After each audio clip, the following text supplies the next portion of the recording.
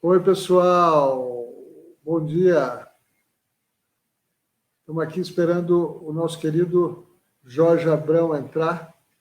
Deve estar entrando para a gente começar a nossa entrevista. Mas queria, antes de mais nada, explicar um pouco o que nós estamos fazendo. Na verdade, a ideia de fazer essas entrevistas é um pouco para manter todo mundo conectado, né, e pensando na causa durante essa crise, durante esse isolamento, né, e nos mantermos produtivos e criativos nesse período. A base, né, hoje, por exemplo, nós estaríamos comemorando o aniversário de 15 anos da Secretaria, da SMPED, da Secretaria Municipal da Pessoa com Deficiência, com um seminário e terminaria com um show do Paralamas do Sucesso. Antes do show, nós faríamos homenagens a 80 pessoas que foram muito importantes para a Secretaria da Pessoa com Deficiência ao longo da história. Estou vendo que o Fernandinho... não, é o Fernando Schwan, entrou, está aqui com a gente. É o Fernandinho da SMP, do Conselho. Está aqui com a gente, é um prazer tê-lo. Mas eu estava contando que, na verdade, a ideia é homenagear, né, 80 pessoas que foram muito importantes na história da criação da Secretaria Municipal da Pessoa com Deficiência. Começando lá atrás, com o Conselho, passando pela CPA e chegando a 15 anos na Secretaria. Além desses 80 homenageados, que vocês podem conferir no site e nas redes sociais da Secretaria, nós também estamos entrevistando as pessoas que fariam parte do nosso seminário. Né? A gente teria um seminário, seriam 2 dias de seminário, ontem e hoje. Felizmente, a gente não pode fazer, então resolvemos entrevistar essas pessoas, como eu disse, para nos mantermos ativos, né, para gerarmos conhecimento com relação à deficiência e à inclusão. Né? Você não quer ver com o Jorge? Nem no Zap. Não, estou aqui preocupado com a entrada do Jorge Abrão, que eu acabei de falar com ele, ele me disse que estava entrando, mas ainda não entrou. Bom, mas de qualquer jeito, é nos mantermos unidos, nos mantermos ativos, né, nesses momentos de crise. As boas ideias acontecem, né, elas surgem, ideias muitas vezes transformadoras, às vezes transgressoras, e a gente tem que, infelizmente, vivendo uma situação tão dramática, aproveitar o que de melhor esse processo e não nos deixarmos abater e continuarmos aí na ativa, na militância. Até porque tem muita coisa para ser feita, não só no plano amplo, né, das políticas públicas para a pessoa com deficiência, mas especificamente na questão do Covid-19. Existem relatos do mundo inteiro que mostram que as pessoas com deficiência estão sendo mal tratadas ou não estão sendo tratadas como deveriam nesse processo. Então, muita gente morrendo na Europa, pessoas com deficiência sendo... E aí? Pessoas com deficiência sendo colocadas em segundo plano ou terceiro plano, ou fora dos planos, ou seja, aquela velha história do uso dos aparelhos de respiração, que são tão escassos, né, limitados. Né, a gente tem relatos de casos na Europa onde pessoas com deficiência ficaram desassistidas, né, não foram assistidas e os recursos que deveriam ter sido usados para elas foram usados para outras pessoas, em teoria, mais saudáveis ou mais viáveis do que as pessoas com deficiência. Então, né, um momento muito delicado, muito delicado, pelo qual o mundo passa, né? A classe, o pessoal da saúde, né, numa situação limite. Felizmente ainda não chegamos nesse momento ainda aqui no Brasil. Espero que isso aqui não aconteça como tem acontecido em outros países, mas temos que nos preparar, né? Eu acho que vocês têm acompanhado, todo mundo, a Prefeitura de São Paulo, sob a liderança né, energética do prefeito Bruno Covas, tem tomado todas as medidas ao alcance da prefeitura para minimizar o impacto dessa calamidade pública. Então, tem ações em várias frentes. O que ele disse? Ainda não respondemos para online. Estamos aqui negociando com o Jorge Abrão, mas né, medidas estão sendo tomadas nas várias frentes. Então, na frente de acolhimento de pessoas em situação de rua, né, isso foi ampliado muito nos últimos tempos. A questão de mais oferta de leitos nos hospitais, mais ofertas de leitos de UTI, né, os hospitais de campanha, né, com a prefeitura se preparando, né, o sistema de saúde como um todo, se preparando para momentos mais dramáticos ainda dessa pandemia, ou seja, né, a gente tem...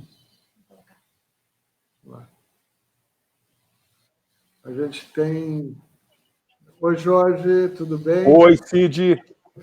Tá ótimo, estou te ouvindo bem. Tudo bem? Tudo ótimo. Estou te ouvindo bem, imagino que as pessoas também estejam ouvindo você muito bem. Que bom, então. Eu estava aqui, né, enquanto a gente esperava você entrar, falando um pouco, né, de o porquê dessas entrevistas, viu, Jorge?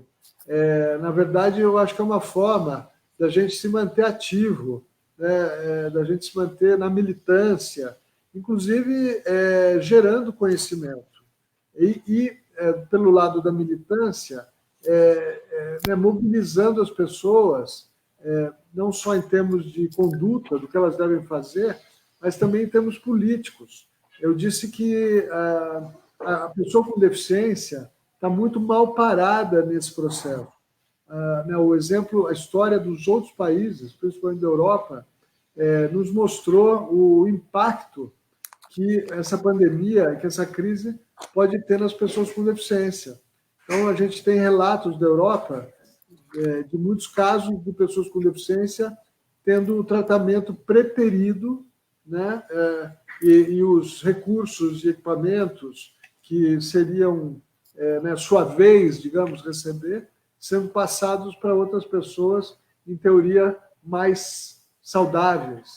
Então, é aquela velha escolha de Sofia, né, que a classe médica, que o sistema de saúde, por um lado, está tendo que enfrentar no mundo inteiro. Quem atender? E nesse quadro, né, eu estava dizendo, as pessoas com deficiência acabam sendo muito prejudicadas. Então, é muito importante, pessoal que nos ouve, já tem, né, tem dezenas de pessoas já logadas, mas é muito importante a gente continuar na ativa, né, continuar pensando no tema, né, pensando no que fazer para evitar isso. Eu mesmo tenho muito medo, né, de contrair esse vírus. Eu sou grupo de risco, como uma boa parte das pessoas com deficiência, e é bom a gente se mobilizar também politicamente, porque é fato que aqui no Brasil também, Ministério da Saúde e pela cadeia que isso forma, estados e municípios, também não estão dando atenção devida à pessoa com deficiência. Aqui em São Paulo, nós estamos tomando várias medidas, né, inclusive criando um centro de acolhimento específico para pessoas com deficiência em situação de rua. Então, abrimos uma linha de crédito para ONGs apresentarem projetos para sobreviverem, ou seja, nessa fase onde as doações vão ter mais prejudicadas. Mas, gente, vou ser muito claro, nós temos muito que avançar ainda em fazer com que as pessoas, né, os responsáveis, compreendam, né, a situação da pessoa com deficiência nesse processo.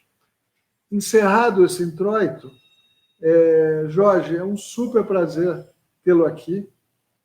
Você sabe quanto eu sou seu fã, né, como eu gosto do seu trabalho, admiro, né, você, as suas posições, né, a sua conduta pública aí, do modo geral.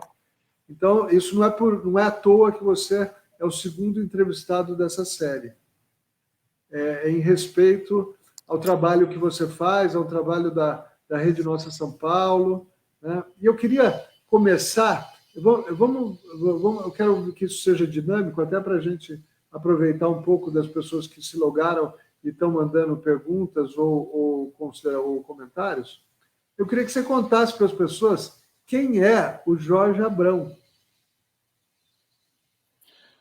Bom, Cid, dizer que é um prazer estar aqui e que é recíproco isso que você fala. Eu também, embora a gente não se conheça há tanto tempo, nesse período em que a gente tem tido contato, eu também tenho tido muito uma admiração pelo teu trabalho, tanto profissional como tuas posturas pessoais. Então, eu queria te dizer que é muito bom estar aqui contigo e com todos que nos veem e ouvem nesse momento, né? Eu acho que eu, como muitas pessoas aqui, eu estou tentando buscar o que de melhor pode se fazer para tentar contribuir com a melhoria nossa de sociedade como coletivo. Eu acho que a gente tem desafios pessoais muito fortes, não é? Com família ampliada, com amigos, isso é uma coisa assim que sempre me faz muito refletir. Eu sou uma pessoa que cheguei a uma conclusão, Cid, depois de um bom tempo dessa estrada aí da vida, mas que a coisa mais importante a ser apostada são nas relações humanas. E que eu tenho, então, do ponto de vista pessoal, tentado dedicar um tempo para poder apostar nas pessoas que são caras a mim, em usufruir essas relações na sua plenitude. E eu vivo sempre numa busca de equilíbrio para poder estar fazendo isso. E do ponto de vista profissional, vale as relações também, porque eu acho que essa questão da construção, da contribuição para uma sociedade mais equilibrada, menos desigual, né, que consiga, de alguma maneira, olhar a importância da gente construir espaços em que haja um maior equilíbrio, efetivamente. Eu acho que isso é uma coisa que tem me motivado. Então, eu sou uma pessoa que estou em busca, na verdade, de questões do ponto de vista pessoal, de melhorar e tentar explorar muito bem essa coisa das relações, e do ponto de vista profissional, tentando contribuir aí para que a gente tenha uma sociedade mais equilibrada, menos desigual, e para todos de uma maneira mais justa para todos que compõem a sociedade. É isso. Me diz uma coisa, eu conheço você pela Rede Nossa São Paulo. Eu sei que você tem outras atividades. Fala um pouco delas e eu queria que você falasse, daí entrasse em por que a Rede Nossa São Paulo tem um trabalho tão interessante sobre acessibilidade.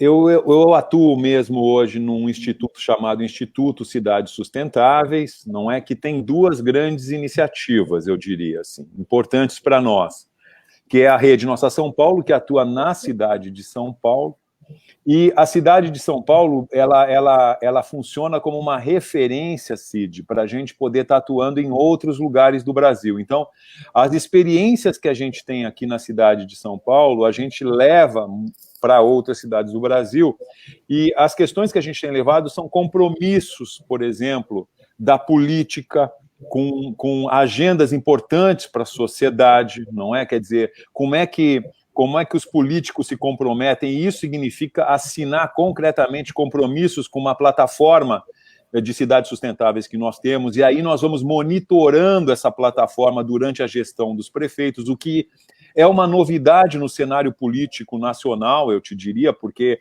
até então não havia quem na sociedade civil tivesse monitorando, e com isso a gente tentando contribuir com propostas e também pressionando por mudanças, é uma dupla ação, você contribuir e pressionar por mudanças.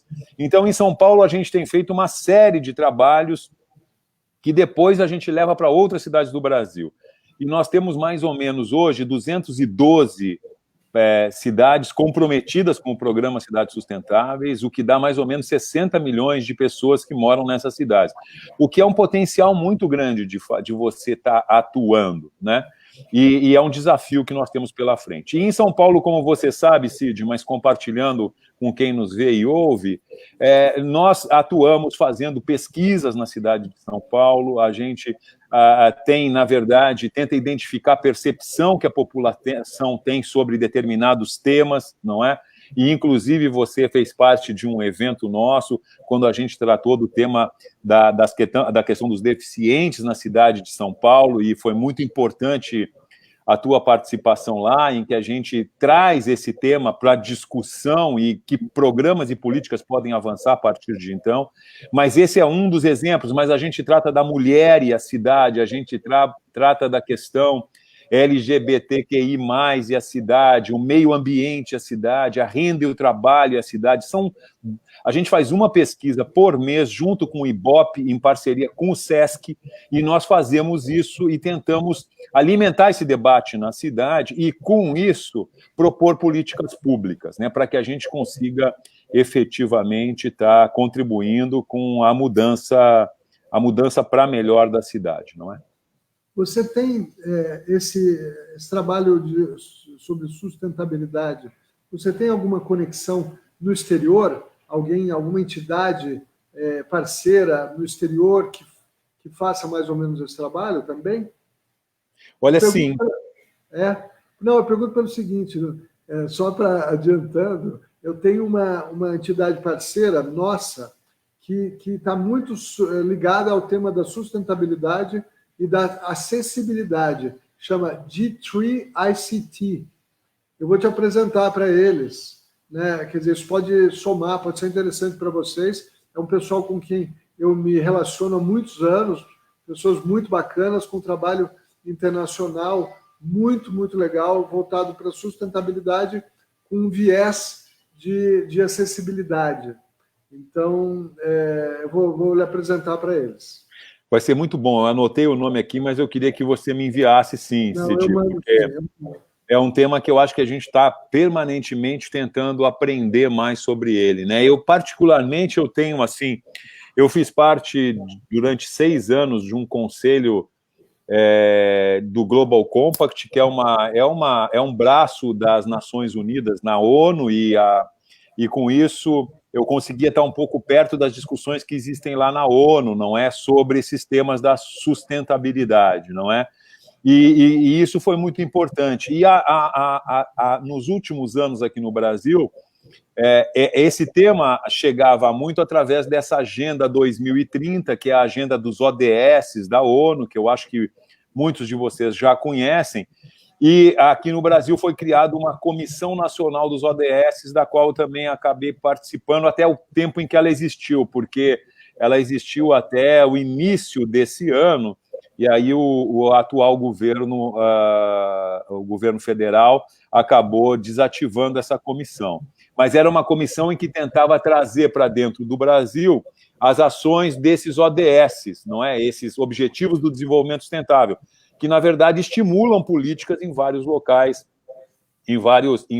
nos governos e nas prefeituras, efetivamente. Foi uma pena ela ter sido, de alguma forma, desativada, mas ainda existem na sociedade civil muitos grupos que estão atuando e avançando no sentido de estar estimulando a sociedade em relação aos ODS, os governos municipais, os governos estaduais. Então, são agendas que permanecem existindo. Então, nós temos relações, sim, com vários grupos que atuam fora do Brasil nessa pegada do desenvolvimento sustentável, dos ODS, da Agenda 2030, e isso faz com que a gente aprenda muito lá fora e, modestamente, também leve algumas questões que o Brasil muitas vezes está na frente, porque o Brasil tem uma sociedade civil muito rica. Isso é muito importante, eu acho, a gente sempre ressaltar, Cid, porque isso nos dá uma capacidade de formulação, de identificação de problemas, de construção de alternativas,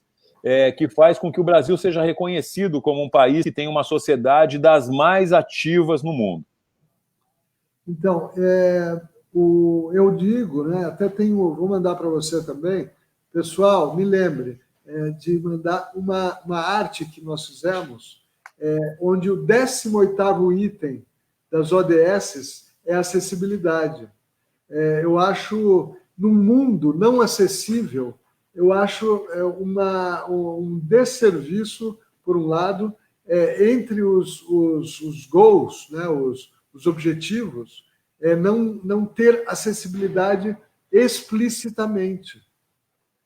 Eu senti muita falta, quando saíram os ODS, né, que vieram substituir os Millennium Goals, quando saíram os Sustainable Goals, né, os objetivos sustentáveis, acessibilidade não estar presente de forma explícita. Daí você pode dizer, não, mas ali no item 3, a acessibilidade está, e no 7 também está, mas eu acho que pelo passivo de falta de acessibilidade e por tabela, né, falta de respeito aos direitos das pessoas com deficiência, isso que é um impacto muito grande. A ONU, inclusive, reconheceu que o mundo estava devendo, em termos de agenda da pessoa com deficiência, em 2006, quando teve a Convenção da ONU sobre os direitos das pessoas com deficiência.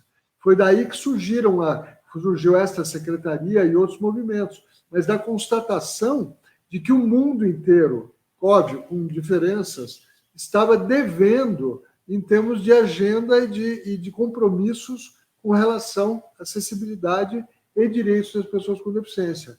Então, quando vieram os Millennium Goals, eu achei assim, que faltou a menção explícita à questão da acessibilidade.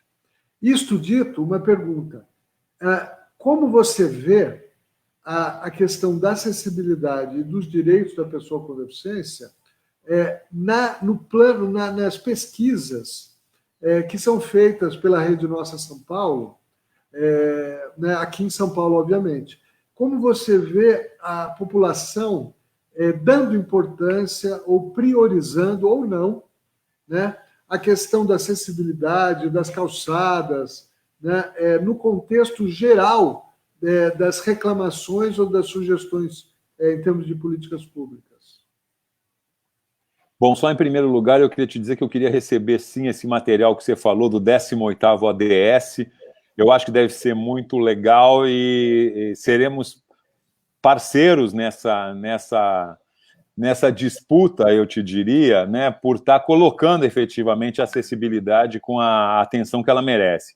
E realmente você levanta uma coisa, Cid, que é interessante, porque houve alguns temas, e inclusive um tema que nós trabalhamos, o tema de cidades, por exemplo, é um tema transversal, e ele aparece como o ODS 11, não é? E foi porque houve uma pressão muito grande de algumas instituições que queriam, de alguma forma, trazer o tema cidade como um agregador, um integrador de uma série de problemas que o modelo nosso de desenvolvimento acaba convergindo nas cidades, não é? Quer dizer, mais da metade da população do mundo hoje vive em cidades, 85% da população do Brasil vive em cidades, então ali tem uma convergência muito grande. Mas, se você for pensar bem, cidades era um tema que não necessariamente precisava ser um ODS, porque aparecem na questão da pobreza, aparece na questão da saúde, aparece na questão da mobilidade, do clima e tal. Mas foi efetivamente uma pressão que aconteceu e que trouxe esse tema. Eu achei que foi importante, mas eu quero te dizer, da mesma maneira, a acessibilidade poderia ter de alguma forma, entrado dentro dos ODS como uma questão importante, porque é uma vulnerabilidade que a gente tem na sociedade, não é? O fato da gente, de alguma forma, invisibilizar isso em espaços como esse faz com que a gente não consiga dar a devida atenção a ele. Então, eu acho que é uma coisa legal e queria te dizer que somos parceiros nesse processo para avançar e dar continuidade nessa discussão. Não é? E do ponto de vista que você fala assim, da questão do nosso trabalho aqui em São Paulo, o que eu percebo é que em todas as pesquisas, embora a gente faça uma pesquisa de deficientes, como eu disse, né, que é essa questão que a gente tenta tratar desse tema, e deficientes é a cidade de São Paulo, mulheres é a cidade de São Paulo, a gente tenta pegar temas importantes para a cidade, ela aparece de uma maneira transversal, né? Então, por exemplo, na pesquisa de mobilidade que a gente faz uma pesquisa grande sobre mobilidade, aparece isso que você citou, não é? Mais de 70% das pessoas dizem que existem problemas nas calçadas. E eu não estou dizendo que só são questões levantadas pelos deficientes, efetivamente, mas por todas as pessoas. Questões de buracos, questões de obstáculo, questões de falta de acessibilidade para travessia, dificuldade em relação a esses temas, de sinalização. Então, eu acho que a cidade tem... E aí, quando você olha isso sob a perspectiva da acessibilidade, com mais razão você vê esse problema. A mesma coisa acontece na pesquisa quando você pensa no acesso ao transporte coletivo, né? Aparece ali claramente a fragilidade que a gente tem. Embora a cidade esteja avançando nisso, talvez, né, Cid, eu acho que nós já conversamos sobre isso, a velocidade que a gente teria que dar para essa transformação teria que ser muito maior, porque nós temos um déficit acumulado muito grande, né? Então, a gente não trata... Se a gente tratasse essas questões da acessibilidade da mesma forma que a gente trata a acessibilidade dos automóveis, se eu pudesse usar esse termo, eu estou forçando um pouco o termo, mas eu quero te dizer assim, nós tratamos talvez dos buracos nas ruas melhor do que dos buracos nas calçadas, porque talvez a reclamação que venha e a pressão que venha do ponto de vista das pessoas que têm automóvel, das pessoas que circulam, etc., seja alguma coisa em que tenha pesado mais nas decisões, e nós precisamos inverter essas prioridades, né? Eu tenho, assim, de alguma forma, levantado isso nas discussões. Talvez a gente tenha que ter um pouco mais de buracos nas ruas, sim, para poder resolver outros problemas com prioridades. A calçada, por exemplo, é um problema que universaliza o problema, é uma questão que universaliza a todos, nos pega a todos. A gente está tendo esses problemas agora com a saúde. Talvez uma sociedade tenha que ter algumas escolhas em algum momento para estar atuando, e nós discutimos isso também, desigualmente nos desiguais, para reduzir essas desigualdades. E eu acho que isso é um grande desafio. Então, fechando, Cid, desculpe se eu me alonguei, mas as pesquisas, elas têm mostrado e têm confirmado a necessidade que a gente tem, efetivamente, de tratar esse tema como uma prioridade.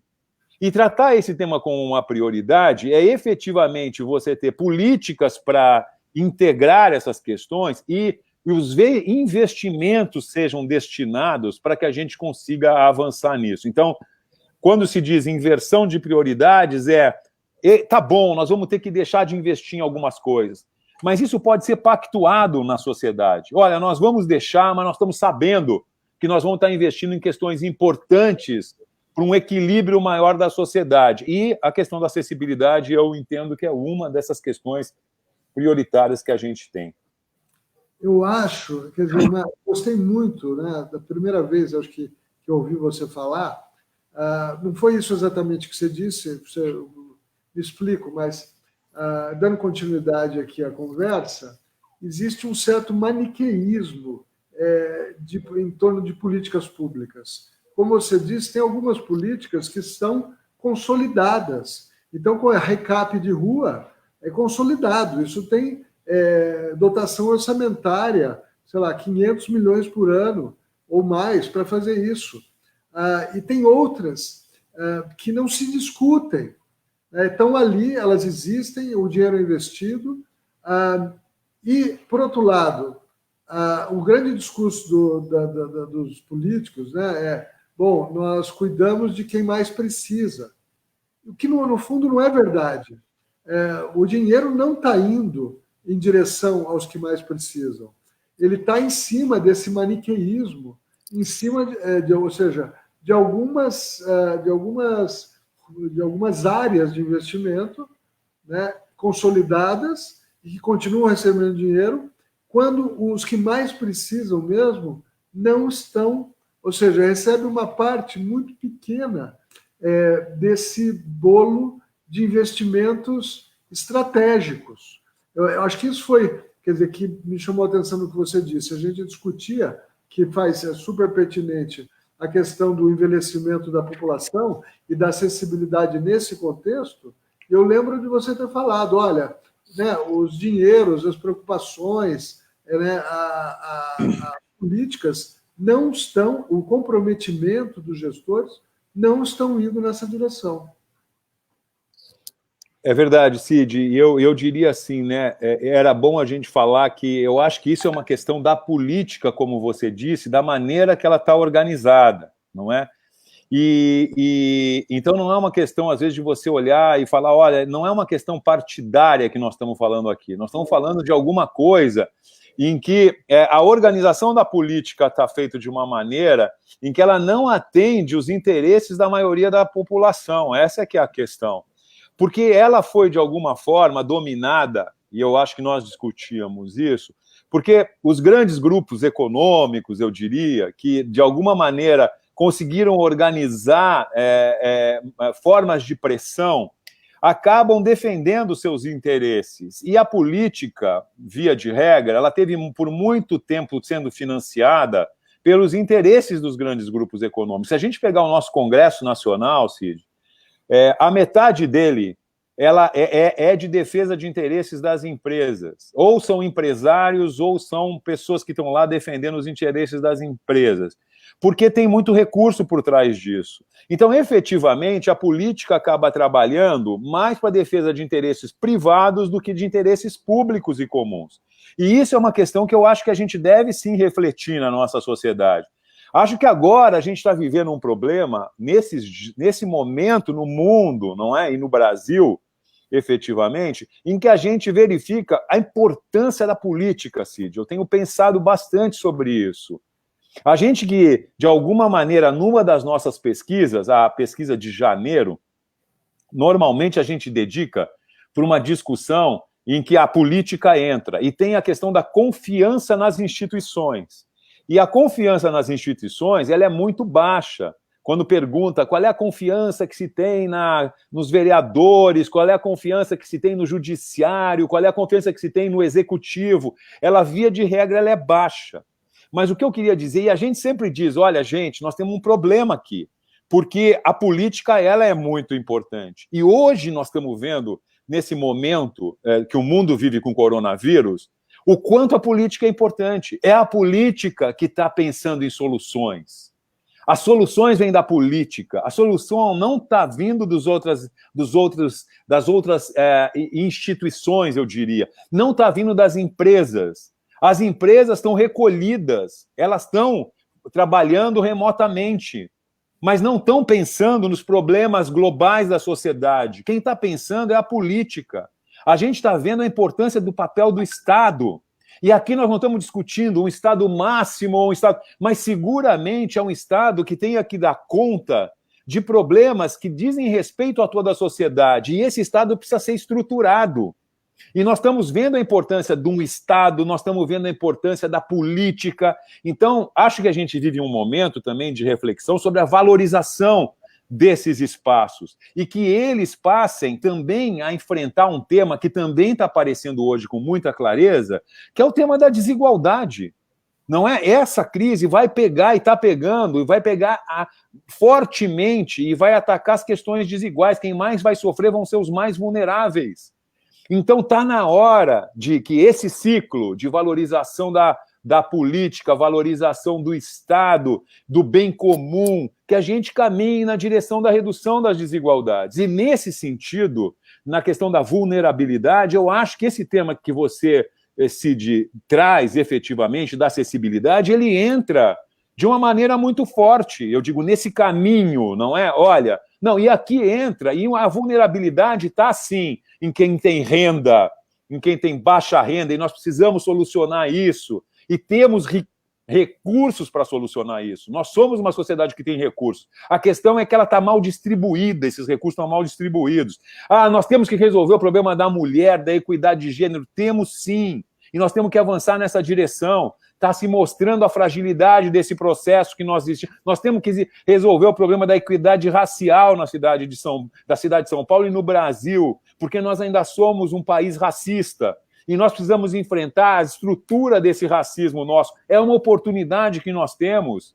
E essa questão, eu trago essa questão da acessibilidade, porque nós estamos discutindo isso, também como um tema que nós temos que enfrentar. Essa desigualdade, ela é um conjunto, digamos assim, de temas, multidimensional de temas, mas que esse momento está fazendo com que a gente tenha um olhar para ele, está tendo uma luz para ele. E a gente tem que pegar esses temas e enfrentá-los, e falar políticas efetivas para enfrentá-los, destinação de orçamento e investimentos para isso, mobilização da sociedade para isso. Eu acho que eu vejo, portanto, paradoxalmente, pode parecer contraditório e paradoxal, mas é um momento em que a gente está refletindo, que está pensando nas questões, que algumas coisas estão tendo luz, e a partir daí, talvez nós saiamos, Cid, com mais força para defender políticas nessa direção, porque é como se a gente tivesse sensibilizado, como se tivesse uma taxa enorme de sensibilização em relação às fragilidades, tanto nossas pessoais, que estamos enjaulados nos nossos espaços, como sociedade. Então, contudo, né, entendo, eu também acho, né, tem muita gente preocupada, essa preocupação, esse impacto que isso tem na vida pessoal de todo mundo, né? O cara está em casa refletindo, poxa, como é que é esse mundo, como é que ele vai ser? Só que eu acho que nós vamos sair dessa crise talvez piores, porque a crise vai aumentar a concentração de renda, né? Por exemplo, agora, você viu mesmo, a Bolsa derreteu e um grupo um grupo de ricos botou 1 bilhão, ou seja, comprou as ações lá na Bacia das Almas. Quer dizer, são recursos que, no fim, sumiram ou desapareceram ou derreteram, mas que não vão chegar, ou vão demorar mais, ou vai ser mais difícil chegar em quem mais precisa. Não sei, talvez essa crise, inclusive, gere um egoísmo do que, em função da proteção e do isolamento, um egoísmo e não um clima de solidariedade. O que você acha? Eu acho que você pode ter razão, mas eu queria ir avançando no outro lado, porque talvez seja até uma defesa minha, assim, uma incapacidade minha de pensar que as coisas podem avançar numa mudança, porque eu acho que você tem razão, Cid, quando existem grupos que querem manter do jeito que estavam, e a vontade deles é voltar na mesma chave, mas vai ser uma perda de oportunidade enorme se a gente não pegar essa experiência que a gente está vivendo e construir alguns processos estruturantes novos lá na frente. Ah, isso pode parecer uma ilusão, mas eu digo assim, eu acho que não é. Você tem razão quando eu queria pegar um exemplo para fora, Cid, nesse sentido. O poder econômico tende a querer cada vez mais ficar mais forte. Ora, a gente viu agora nessa semana, os Estados Unidos mandaram 23 aviões para a China para pegar equipamentos que estavam lá. E muitos países deixaram de ser atendidos nas suas encomendas. Mas a força política e econômica dos Estados Unidos falou mais alto. Inclusive, o Brasil deixou de ter produtos que vinham para o Brasil e deixaram de vir. Então, eu quero te dizer assim, mas aí é a força do poder econômico, e eles estão conseguindo. Estão pensando neles. É uma outra fragilidade que essa crise está mostrando, Cid. Eu não vou me alongar nisso, mas num outro momento a gente pode falar.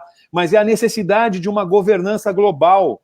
Alguém que pense integradamente o mundo, que não pode mais viver nessa chave, porque esses problemas que nós estamos vivendo, eles não estão restritos às fronteiras dos países. Esse vírus está atravessando as fronteiras, mas o problema climático também atravessa as fronteiras. Os problemas de imigrantes, os problemas sociais, eles também atravessam as fronteiras. Então, eu quero dizer, nós vamos ter que pensar em alguém que pense globalmente, uma instituição que seria a ONU, que teria capacidade, mas é fortalecer alguém que esteja olhando o equilíbrio. Onde é que está faltando equipamentos? Quem mais precisa de medicamentos? Como é que existe uma parceria e uma troca com quem está melhor e quem está pior? Experiências que têm que ser trocadas. Não pode mais ficar no assistencialismo, em que, eu sou bonzinho, tal país é bonzinho, manda um pouco de remédios. Não, nós precisamos de coisas estruturantes, nós somos 7,5 bilhões de pessoas. Então, aqui tem um desafio. Tá bom, o poder continua fazendo valer sua força e os Estados Unidos foi um exemplo disso. Você deu o exemplo dos bilionários, milionários que estão colocando na bolsa e aproveitando esse momento de baixa. Acho que existe um espaço, que é o espaço da inércia. Vou querer ficar do jeito que nós estávamos, vamos voltar na mesma balada. Eu acho que a gente não vai voltar na mesma pegada anterior. Porque esse momento, porque eu acho que vai ter uma força, sim, do poder econômico e do poder político para que volte na mesma pegada, nesse sentido, não é? Sem uma reflexão maior, mas existe uma outra força, que é uma força que está pensando nessas fragilidades que nós estamos vivendo, como nós somos frágeis, como a gente estava envolvido. Muitos estão pensando, nesse sentido, Cid, que qual é a nossa relação de dependência tão grande que a gente tinha de uma busca de desejos e de consumo fenomenal? Ora, nós estamos agora trancados em casa, vendo muitos que nós temos a mesma condição de estar avançando, que nós não temos as necessidades efetivamente, que nós conseguimos resolver a nossa vida com menos. Menos é mais em muitas questões. Então, estão tendo reflexões sobre o ponto de vista do consumo, do trabalho remoto, da importância da distribuição do tempo na nossa vida, não é? Dos afetos, da relação com a natureza, enfim, que eu quero crer, Cid. Eu estou torcendo para isso, né? Eu não tenho... Isso aqui, nós não estamos numa situação científica, nós estamos assim, tentando montar cenários em que o poder econômico e político vai querer efetivamente voltar, porque é a chave que eles estão trabalhando, mas vai haver um grande grupo de pessoas que vão estar também refletindo e pensando sobre as mudanças, e isso vai ser um elemento de possíveis transformações, que talvez não sejam de curtíssimo prazo, mas que efetivamente eu acho que vão estar impactando a sociedade. Olha, eu queria falar para quem está nos ouvindo aí, por favor, nós estamos indo para os 15 minutos finais aqui, mandem perguntas, quem quiser perguntar alguma coisa para o Jorge ou para mim, mandem as perguntas que eu faço as perguntas aqui para ele. Jorge, e você, ou seja, a Rede Nossa São Paulo, o que você está preparando para esse pós-crise? Como é que você acha, quer dizer, como é que vocês, como pensadores aí, né, como militantes da questão da sustentabilidade e com estudos super importantes na formação de opinião, como é que vocês vão se comportar pós-crise?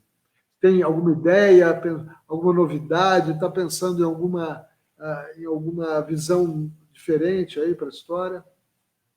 Olha, Cid, a gente já vem trabalhando, como você sabe, muito com esse tema da desigualdade, né?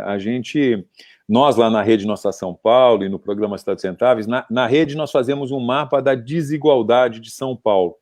E esse mapa da desigualdade, o que a gente tem percebido, como eu disse anteriormente, é que a desigualdade está vindo muito à luz, está vindo muita luz sobre ela, não é?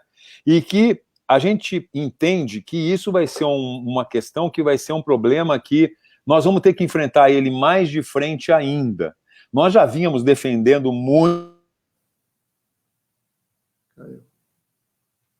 Caiu o link do Jorge.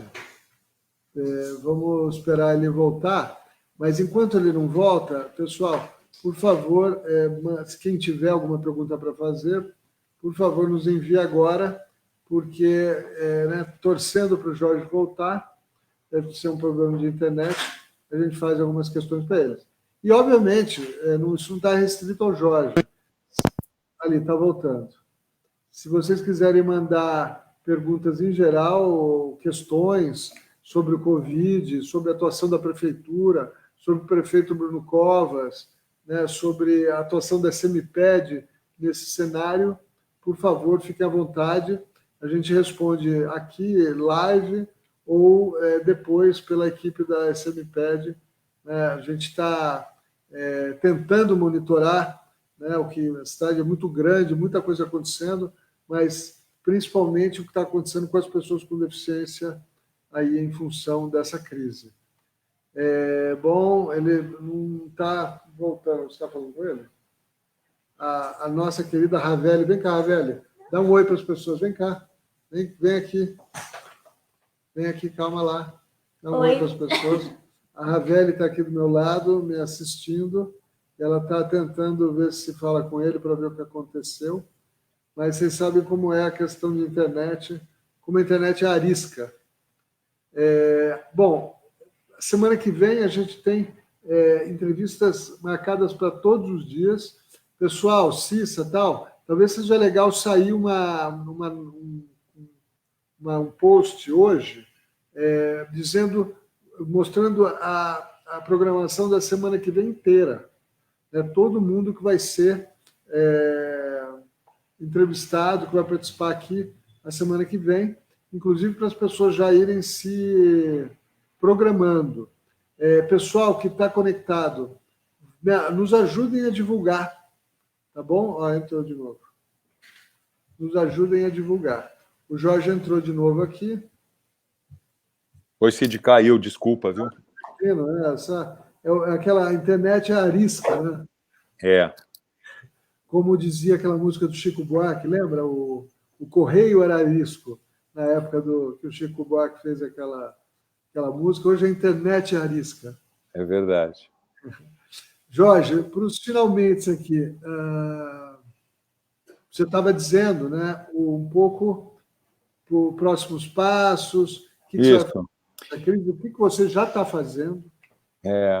Nós estamos, na verdade, nesse momento, né, Cid? Então, eu dizia que a gente já faz um trabalho sobre a desigualdade muito grande. A gente percebe que a gente sempre discutiu isso, né, Cid, para alguns ouvintes nossos agora, né, que estão nos vendo, mas no nosso mapa aparece aquele dado que é um dado que chama muito a atenção da diferença de idade de média ao morrer num distrito rico de São Paulo, como Jardim Paulista, que é de 80 anos, e na cidade de Tiradentes, que é de 57, que é um bairro mais da periferia, 23 anos de diferença de idade média ao morrer dentro da mesma cidade, ou a gravidez na adolescência, que é de quase 20% em Marcilac, menos de 1% em Moema. Então, a gente vê as disparidades de uma cidade rica. E aí, essas desigualdades são cumulativas, e entra, inclusive, a nossa desigualdade de acessibilidade. Mas elas ocorrem porque existe desigualdade de renda, porque existe desigualdade de segurança, de saneamento, de educação, de saúde. E é um momento, portanto, eu acho agora, quando a gente se perguntou do pós-corona, Cid, no sentido de falar, olha, nós precisamos efetivamente enfrentar esses problemas de frente, porque se nós já sabíamos, ou nós já intuíamos, nós já estávamos verificando que eram problemas seríssimos, mas a crise do corona só trouxe mais, digamos assim, visibilidade para isso. Isso significa que as políticas públicas devem ir nessa direção. Essa discussão da renda básica emergencial que foi aprovada agora, mas que deve ser pensada como alguma coisa mais contínua para a cidade, para atender as populações mais vulneráveis. Que a questão de esgoto não dá mais. No Brasil, nós temos 95 milhões de pessoas sem esgoto. Como é que a gente pode viver num momento em que a higiene é fundamental com esse problema? Nós temos que ter investimentos e acabar com esse problema. O Brasil tem recursos para isso. Água, nós temos 35 milhões de pessoas sem água no Brasil. Então, eu digo assim, habitações precárias, em que às vezes não tem ventilação, 7 pessoas vivendo num cômodo. Nós temos recursos. O que a gente precisa é olhar para isso de uma maneira como prioritária e ter um pacto com a sociedade de que nós temos que investir nisso. E, Cid, eu diria mais uma coisa que eu acho que é importante dizer. E que quem tem mais recursos tem que pagar mais. Os recursos têm que vir de quem tem mais dinheiro. E isso tem que ser pactuado na sociedade, porque existem riquezas, mas elas estão muito concentradas. E exigir que o Estado faça com o que ele tem hoje, nós podemos melhorar mudando as prioridades, mas ainda vai faltar recursos. E esses recursos têm que vir de quem tem mais recursos. Nós temos um grupo de pessoas que tem condições de contribuir mais com a sociedade e não vai mudar o seu padrão de vida. Podem viver, às vezes, por gerações. E nós temos que, de alguma forma, fazer valer isso, pactuar para que a gente tenha uma sociedade mais equilibrada, porque essa desigualdade pega os mais vulneráveis e é uma brutalidade em termos de dignidade humana, mas ela também afeta toda a sociedade como um todo. Não é porque todos são impactados, de alguma maneira, com isso, isolados nos seus condomínios, sem poder sair na rua, com medo de violência, seja o que for. Mas são impactados mesmo quem estão nas camadas mais elevadas e socialmente melhor colocados. Então é um momento de reflexão, é um momento de inversão de prioridades, ver que nós temos recursos e quem sabe aí poder caminhar para uma outra direção. Olha, só aqui, 3 pessoas, só dar um hello para eles, a Marinéia Lazari, a Darte Alves e o Fernandinho, que estão aqui ativos no chat, viu? Para terminar, ou para caminhando para o fim, o que você diria nesse momento para o nosso querido prefeito Bruno Covas? Em primeiro lugar, eu diria para o prefeito Bruno Covas que a gente está torcendo muito para a questão, digamos assim, da recuperação dele, não é? Ele é uma pessoa que, nesse sentido, ele é uma pessoa vulnerável, né, nesse momento, e que ele tenha muito cuidado, porque a gente torce muito para a saúde dele. E em segundo lugar, eu acho que a prefeitura tem atuado numa direção de avançar nessa questão do isolamento, contribuído, estimulado isso, eu acho que é fundamental nesse momento esse ponto, não é? E tentar ver de que maneira a prefeitura pode dar a segurança, contribuir, complementar o que for com a segurança da sociedade. Eu acho que a gente tem 2 grandes desafios nesse momento, sabe, Cid? Eu estou falando do ponto de vista emergencial. Um deles é a condição da saúde, né? E efetivamente os esforços em relação ao tema da saúde, porque é fundamental a gente ter a estrutura nossa preparada para esse pico que vai ainda chegar aqui no Brasil e na cidade de São Paulo, que é onde hoje em dia nós estamos tendo os maiores problemas. E a segunda questão é a questão da sobrevivência das pessoas, que eu sei que está vindo do governo federal, mas uma cidade como São Paulo, ela pode estar olhando, digamos, de uma maneira mais acurada para isso e complementando, ampliando para as populações vulneráveis, tendo um olhar, eu digo, complementar, porque é a cidade mais rica do Brasil e da América Latina, nós temos condições de avançar, priorizar esse público é muito importante. Então, eu diria assim, essa combinação da saúde com a sobrevivência das pessoas, para que elas possam sob esse ponto de vista, não terem mais, digamos, essa tensão, né? Porque é a questão do medo em relação ao vírus e a questão do medo em relação à sobrevivência. E que isso seja feito de uma maneira com apoio da cidade e o papel, digamos, do Estado e da política, porque não vai ser feito voltando para o trabalho imediatamente. Isso é um suicídio para nós. Defender uma volta imediata, eu acredito que é um suicídio. Então, é uma falsa questão. As pessoas não têm que voltar para conseguirem seus trabalhos. A gente tinha que dar garantias para que elas tivessem a sobrevivência garantida, para enfrentar esse momento e depois nós voltarmos a isso, depois de superado esses riscos. Bom, eu também estou na torcida aqui para o prefeito, que é uma pessoa do bem, né? Eu acho que no espectro político atual, ele é uma figura que se destaca por ser pela sensatez, pelo coração, né? Por ser uma pessoa do bem, uma pessoa. Eu tenho trabalhado e participado das reuniões, inclusive agora as reuniões emergenciais, e realmente ele é uma liderança muito sensata. E eu acho que o Brasil ganha muito com a recuperação dele e com ele estando 100%, não só para eventualmente continuar na prefeitura, mas como para imaginar outras contribuições públicas aí no futuro. É difícil, né? A gente, hoje em dia, infelizmente, é difícil você... Nosso espectro político está muito fraco, né? As lideranças, nós temos muito maus exemplos, né, de lideranças irresponsáveis. Então, é bom ter uma pessoa sensata nesse universo. Jorge, sabe o que eu pensei? Talvez a gente conversa depois dessa chamada, mas vamos, junto com você, com a sua organização, com a Rede Nossa São Paulo, ver formas de, inclusive com algum tipo de aporte, não sei como é que a gente faz isso, mas da gente ampliar o olhar e a perspectiva sob a ótica da pessoa com deficiência e sob a ótica da acessibilidade. Vocês já fazem um trabalho que é exemplar, e pouquíssimas ONGs, entidades trabalham com o tema de forma tão séria, e gostaria muito da gente estudar formas de intensificar isso e dar, como a gente ia fazer, né? E dar a dimensão política para a questão da acessibilidade. Esse era um tema que a gente ia discutir no seminário que nós faríamos junto com a Fundação Fernando Henrique Cardoso, a dimensão política da acessibilidade. Então, talvez juntos, com a sua organização, com o nosso apoio, a gente consiga ampliar o que vocês já fazem tão bem, ir para outras direções e garantir, por um lado, pelo menos esse nosso compromisso com essa dimensão política da acessibilidade. O que você acha? E conclusões finais aí, nós já estamos com 12h27.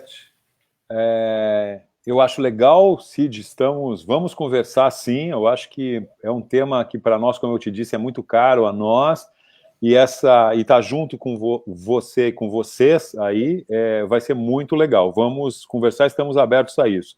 E eu acho que, de alguma maneira, Cid, depois, efetivamente, isso pode voltar, a dimensão política da acessibilidade, mas eu acho que, de alguma maneira, a gente tratou disso nessa nossa breve conversa, porque eu acho que ela foi permeada por essa valorização da política e que nós vamos... E valorizar a política significa ela estar próxima dos temas que são chave para o bem comum, não é? Eu diria assim, porque esse é o papel da grande política, da política com P maiúsculo, não é? E estar próximo do bem comum é estar sensível aos problemas da população, de uma forma geral, e não somente de uma camada da população que tem poder econômico, mas da grande maioria da população. E aí entra essa questão nossa da acessibilidade, dos deficientes, então eu acho que a gente tem uma oportunidade, eu acho que de alguma maneira a gente tratou um pouco desse tema, eu acho que a gente, nessa nossa conversa, e eu estou totalmente disposto e à disposição, Cid, para qualquer momento em que você tiver necessidade da gente continuar avançando. Bom, Jorge, muito obrigado. Você é o cara, estava brincando, quer dizer, admiro muito esse trabalho e vai ser um prazer se a gente conseguir progredir nisso que a gente conversou. Pessoal, muito obrigado pela participação. Vocês são fundamentais. Isso, na verdade, a gente faz tudo isso. Óbvio, a gente, se fizesse só eu e o Jorge, nós estaríamos aí gerando conteúdo, falando sobre as coisas. Mas o mais importante é ter a participação das pessoas com deficiência, de pessoas nas suas casas aí, interessadas em saber o que está acontecendo, interessadas em se envolver, né, e interessadas em apoiar e mudar as coisas como elas estão. Então, as nossas primeiras 2 entrevistas mostraram para que a gente vem com elas, né, para que servem essas entrevistas, e vamos continuar semana que vem com força total. Muito obrigado, e é isso aí. Torcer para que essa crise passe logo. Jesus. Obrigado, Cid. Obrigado a todas e todos aí. Foi um prazer estar com vocês. Valeu. Adriano, obrigado aí pela Libras, meu querido. Obrigado, Adriano. Aquele abraço. Tchau. Pronto.